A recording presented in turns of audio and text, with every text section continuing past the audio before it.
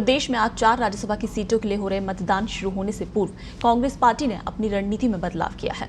पहले जहां बसपा से कांग्रेस में आए 6 विधायकों को अलग अलग वरीयता में बांटा गया था, लेकिन अब देर रात लिए गए फैसले के मुताबिक बसपा से कांग्रेस में सभी 6 विधायकों को एक ही प्रत्याशी को वोट डालने के निर्देश दिए गए हैं।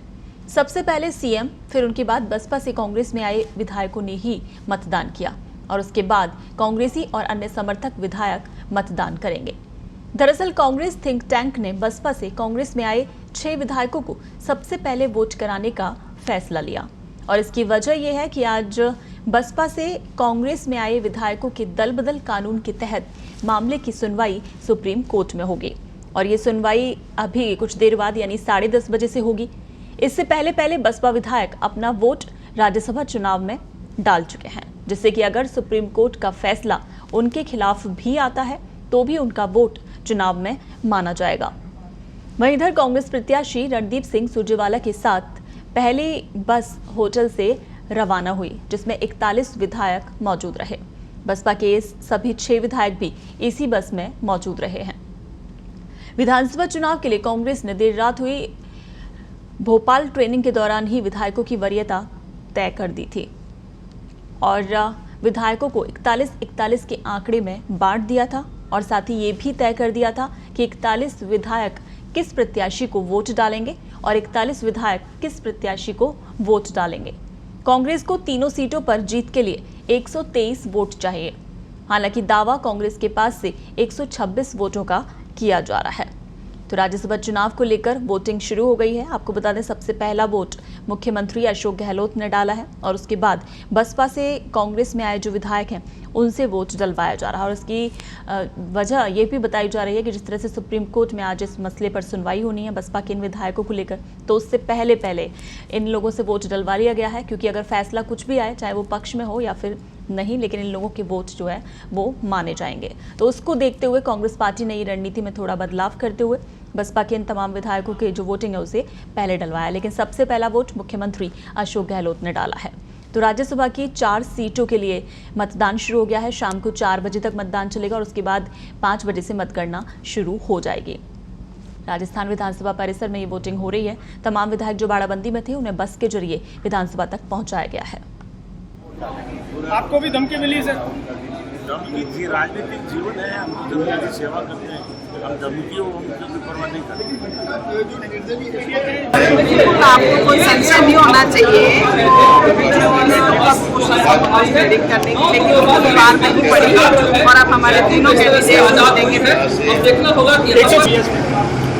आप देखिए, आपके मीडिया के माध्यम से मुझे पता लगा है सुप्रीम कोर्ट का माननीय सर्वोच्च न्यायालय का। मैं समझता हूँ कि इस तरह की कोई बात नहीं, 6 के 6 साथियों ने बिल्कुल कानूनी तरीके से विलय किया था, इसमें हमें कोई कठिनाई नहीं। और जहाँ तक न्यायालय की बात है तो माननीय न्यायालय हमारे लिए कांग्रेस के पक्ष में वोट करेंगे 100%। कितने आश्वस्त हैं? 100%। तीनों सीटें जीतेंगे और हर सूरत में जीतेंगे। मुख्यमंत्री अशोक गहलोत नाम है। पहले जब गुजरात में इलेक्शन हुआ अहमद पटेल जी का, ये प्रभारी थे और वहाँ उनके गढ़ में जाके मात दे के आए। और ये राजस्थान है, जब इन्होंने हॉर्स रेडिंग की कोशिश करी है वो दिखाई है राजस्थान में। और एक बार फिर आपको शाम को रिजल्ट मिलेगा। कांग्रेस तीनों सीटें है। मतदान का दौर जारी है। पहला वोट मुख्यमंत्री अशोक गहलोत ने डाला, उसके बाद राज्य मंत्री वाजिद हुडा जी ने वोट डाला है। हुडा जी, क्या लगता है कांग्रेस पार्टी तीनों सीटें जीतेगी? भारतीय जनता पार्टी ने अपना दूसरा कैंडिडेट खड़ा किया, सुभाष चंद्र कैंडिडेट, क्या उम्मीद लगती है? उम्मीद नहीं है। तो हुडा जी, आपने काफ़ी नाराजगी व्यक्त की थी, वो भी नहीं गए थे, आप लेट गए थे काफ़ी, क्या लगता है आपकी जो नाराजगी है वो घर का विवाद था, बैठ के सेट मुख्यमंत्री जी का ये बड़प्पन है। एक मुख्यमंत्री पहले विधायक है और विधायक होने के बाद पार्टी के विधायक दल के नेता है। यदि मुख्यमंत्री खुद बैठ रहे हैं तो इनके पेट में क्यों दर्द हो रहा है? और ये कौन होते हैं मुख्यमंत्री के लिए डिसाइड करने वाले? ये तो राजस्थान के मुख्यमंत्री तय करेंगे कि झोंपड़ी में कब जाना है, चाय झोंपड़ी में कब पीनी है, फुटपाथ पे कब बैठना है और जनता के बीच में जाकर जहाँ नरेगा का काम चल रहा है वहाँ फावड़ा उठाकर कब मेहनत करनी है। यदि मुख्यमंत्री गरीब में जनता के बीच में फुटपाथ पर जाकर बैठता है और एमएलए के बीच में बैठकर काम करता है तो उसका दर्द राठौड़ साहब को इसलिए हो रहा है क्योंकि इनकी सरकार के समय में ना तो मुख्यमंत्री मिलते थे एमएलए से, ना मंत्री मिलते थे, इनके आपस में कम्युनिकेशन गैप जबरदस्त था। वो दर्द इनको दिखाई दे रहा है। गुलाब जी के साथ दिक्कत एक है कि वो महाराणा प्रताप की धरती से आते हैं लेकिन उनके सिद्धांतों को नहीं मानते। उनको ये सीखना चाहिए कि स्वाभिमान और गौरव के प्रति महाराणा प्रताप तो सच और वीरता के लिए जाने जाते थे, लेकिन गुलाब जी भाई साहब कम से कम ये तो देखो आपके हालात क्या है। ना तो आप विपक्ष की भूमिका निभा पाए, आप कोई भी काम नहीं कर पाए। अब आप राज्यसभा के जरिए मैसेज देना चाहते थे, ये वो दिन भूल गए जब इनकी जमानतें जब्त हुई थी उपचुनाव में। तो वही हालात आज होंगे। तो कैसा सबक मिलना चाहिए वो सबक राजस्थान में मिलेगा, ये तय बात है। राजधर्म कुछ सिद्धांत सिखाता है और उन सिद्धांतों के तहत जब जनता के मुद्दे गौण हो जाए और केंद्र की सरकार सिर्फ राजनीतिक संदेश देने के लिए, राजनीतिक सनसनी पैदा करने के लिए, अपनी ताकत के जरिए पूरे देश में ये मैसेज देने के लिए कि हम ही सब कुछ है, चुनाव को प्रभावित करने की कोशिश करे, राज्यसभा चुनावों को भी, और हमेशा तोड़फोड़ करके इस तरह के जब भी राज्यसभा के चुनाव हुए अलग स्टेट में बीजेपी ने सब जगह रिकॉर्ड कायम किया। 126 वोट कांग्रेस को पूरे मिलेंगे, तीनों सीटें कांग्रेस जीतेगी। मुझे रणदीप सुरजेवाला जी का चुनाव अभिकर्ता बनाया गया है और जैसा मैंने कहा कांग्रेस के 126 समर्थक पार्टी और समर्थक निर्दलीय विधायक और कांग्रेस के विधायक कुल मिलाकर 126 हैं और 126 के 126 वोट कांग्रेस को मिलेंगे। निश्चित रूप से अगर हम ये बात नहीं कहते तो अब तक खरीद फरोख्त हॉर्स ट्रेडिंग कब की हो चुकी होती। शुरुआत उन्होंने करने की कोशिश की थी, लेकिन जिस तरीके से एसीबी सक्रिय हुई, जिस तरीके से इलेक्शन कमीशन सक्रिय हुआ, उनके मंसूबे धरे रह गए। होना तो ये चाहिए था कि सुभाष चंद्रा जी को ससम्मान वापस लौट जाना चाहिए था, लेकिन लगता है कि जो ईडी में का प्रवेश कराने की कोशिश की राजस्थान में, वो इसीलिए थी कि सुभाष चंद्रा जी कहीं मैदान से भाग नहीं जाए। भारतीय जनता पार्टी का एक तरीका हो गया है ये राजनीति करने का कि धन बल से राजनीति करो, लेकिन राजस्थान में अब तक वो सफल नहीं हो पाए और सरकार बेक्रांत है, सरकार घुटनों के बल चल रही है।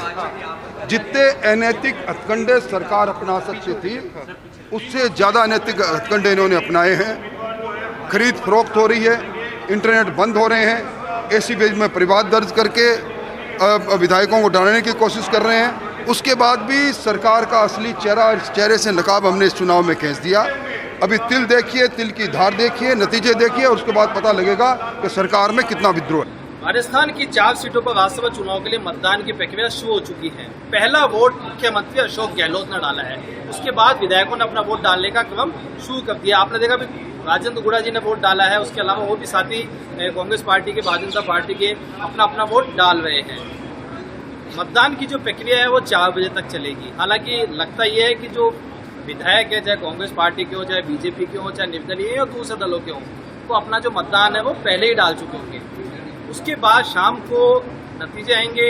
कांग्रेस पार्टी के जो 3 उम्मीदवार हैं, मुकुल वासनिक, प्रदीप सिंह सुरजेवाला और प्रमोद तिवारी, वही भारतीय जनता पार्टी ने एक कैंडिडेट को टिकट दिया घनश्याम तिवारी को, जबकि सुभाष चंद्रा जो हैं, जो निर्दलीय उम्मीदवार है, भारतीय जनता पार्टी ने उनको अपना समर्थन दिया है।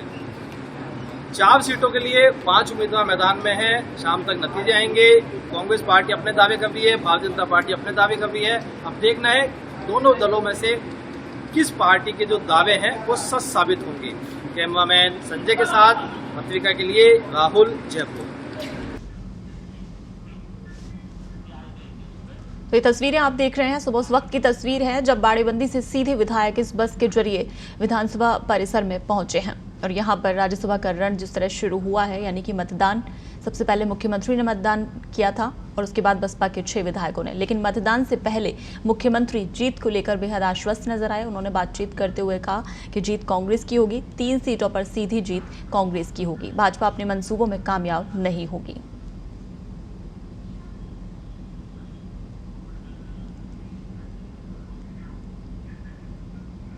हम जीत रहे हैं कंफर्टेबली और उनको अपना घर संभालना चाहिए, क्योंकि भगदड़ मची हुई वहाँ पर है। इन्होंने जिस प्रकार से 30 उम्मीदवार खड़ा किया उसको उनकी पार्टी के विधायकों ने लाइक नहीं किया। अनावश्यक हॉर्स ट्रेडिंग से दूसरा उम्मीदवार जीतने की क्या तुक थी। ये मतलब हालात पूरे प्रदेश में रिएक्शन है। अनावश्यक चुनाव करवा दिए, वरना 4 सीटें 3 हमारी, 1 बीजेपी आराम जीती थी। ऐसे एक्ट को कोई लाइक नहीं करता। पहले भी इन्होंने ऐसे ही किया था, पिछले चुनाव में मार के खानी पड़ी इन लोगों को, अब फिर इस बार मार खाएंगे ये लोग। तो ये लग्जरी बस जिनके जरिए इन तमाम विधायकों को बाड़ाबंदी से सीधे यहाँ विधानसभा परिसर पहुंचाया गया और फिर यहाँ पर मतदान शुरू हुआ है। ये तमाम विधायक क्योंकि कहीं ना कहीं खरीद फरोख्त, हॉर्स ट्रेडिंग, क्रॉस वोटिंग, इन सब की आशंका को देखते हुए दोनों ही पार्टियों ने अपने अपने विधायकों को लेकर बाड़ाबंदी की थी और उसके बाद कल शाम को तमाम विधायक जयपुर पहुंचे थे और यहाँ भी उन्हें एक लग्जरी होटल में ठहराया गया था और वहाँ से सीधे सुबह बसों के जरिए ये लोग पहुंचे हैं विधानसभा परिसर, जहाँ पर राज्यसभा की 4 सीटों के लिए आज वोटिंग हो रही है। तो ठीक 9 बजे से वोटिंग शुरू हो गई है। सबसे पहले मुख्यमंत्री अशोक गहलोत ने वोट डाला है और उसके बाद बसपा के जो विधायक हैं तमाम उन्होंने वोटिंग की है, क्योंकि ये बदलाव कांग्रेस ने कल ही किया है लास्ट मोमेंट पे रणनीति में, उसको देखते हुए, क्योंकि सुप्रीम कोर्ट में जिस तरह से बसपा विधायकों की जो याचिका लगी है उनको लेकर उस पर सुनवाई होनी है, तो उससे पहले ही उन्होंने वोटिंग करा ली है ताकि इनका जो मत है वो कांग्रेस पार्टी के फेवर में रहे, फिर सुप्रीम कोर्ट का फैसला चाहे कुछ भी हो। तो अब धीरे धीरे करके तमाम और भी जो विधायक हैं उन सबका मतदान चल रहा है। बीजेपी विधायक भी लगातार कतारों में है, वहाँ वोटिंग शुरू हो गई है और शाम को 4 बजे तक इसी तरह से ये मतदान प्रक्रिया चलेगी और फिर शाम 5 बजे से मतगणना शुरू होगी और परिणाम भी आज शाम को ही जारी कर दिए जाएंगे। तो विधानसभा से जिस तरह से तस्वीरें सामने आ रही हैं, तमाम चाहे वो कांग्रेस के विधायक हों, मंत्री हों, सब अपनी अपनी जीत को लेकर आश्वस्त नजर आ रहे हैं। बातचीत करते हुए जिस तरह से उन्होंने कहा है कि कांग्रेस के पक्ष में ही जाएंगे तमाम जो वोट हैं और 3 सीटें कांग्रेस जीतेगी। वैसे आंकड़ों के हिसाब से अगर देखा जाए तो 3 सीटें कांग्रेस और 1 सीट बीजेपी जीतती हुई नजर आ रही थी, लेकिन एक निर्दलीय को बीजेपी ने अपना समर्थन दिया, सुभाष चंद्रा को, जिसमें 30 वोट भाजपा के और सुभाष चंद्रा द्वारा लगातार दावा किया जा रहा है कि निर्दलीय उनके पक्ष में है और उन्हें ये जीत हासिल होगी। अब देखना यही है कि भाजपा की ये कोशिश कितनी सफल नजर आती है या फिर कांग्रेस की वो बाड़ाबंदी जिसमें वो अपने तमाम विधायकों को लेकर होटल्स में शिफ्ट हुए थे, उसके बाद कल जयपुर पहुंचे और यहाँ से अब सीधे बाड़ाबंदी से सीधे विधानसभा परिसर लेकर पहुंचे उन विधायकों को। तो कांग्रेस का दावा और बीजेपी का दावा, दोनों ही पार्टियां अपने अपने प्रत्याशियों को लेकर जीत का दावा कर रही हैं।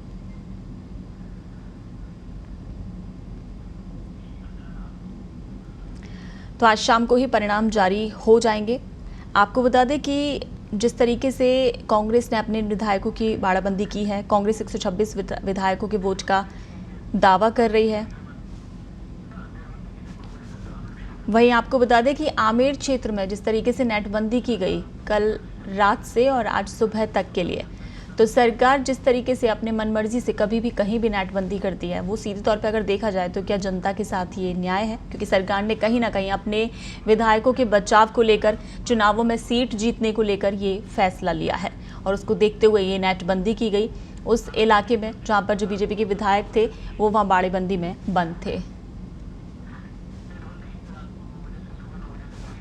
हालांकि आपको बता दें कि नेटबंदी रात को 9 बजे से लेकर सुबह 9 बजे तक ही थी। तब तक जब मतदान प्रोसेस शुरू हो रही है उस वक्त तक ये नेटबंदी थी, उसके बाद नेट जो है चालू कर दिया गया है। लेकिन अपनी मर्जी से राज्य सरकार ने अपनी सहूलियत को देखते हुए अपने हिसाब से ये नेटबंदी की है, तो उस इलाके के लोगों को नेटबंदी होने की वजह से कितना खासी परेशानी हुई है, कितना नुकसान भी उठाना पड़ा है। क्योंकि आजकल के वक्त में जब हर काम नेट के जरिए यानी डिजिटल तौर पर होने लगा है, तो ऐसे में जब नेटबंदी की जाए वो भी रात को 9 से सुबह 9 बजे तक, तो परेशानी होना लाजमी है।